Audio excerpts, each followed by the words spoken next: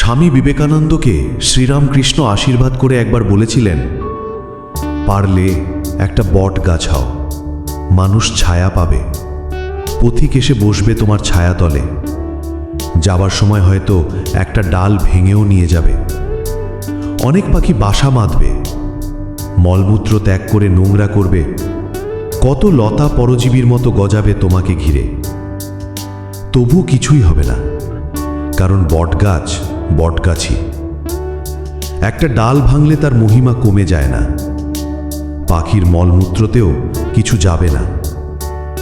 ধ্বংস হয়ে গেলেও ইতিহাসের বুকে লেখা থাকবে, এখানে একটা বটগাছ ছিল। মানুষ বলবে, এখানে বসতাম, ছায়া পেতাম। ঠিক তেমনি আপনারও বটগাছের মতোই হওয়া উচিত।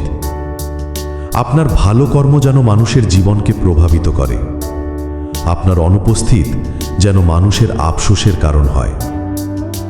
আপনার অনুপস্থিতিতে যদি কেউ আফসোসই না করে, তবে আপনার অস্তিত্ব কোথায়? তাই বটগাছের মতোই হন। তখন আপনি না থাকলেও মানুষ বলবে, সে ছিল যার কাছে শান্তি পেতাম।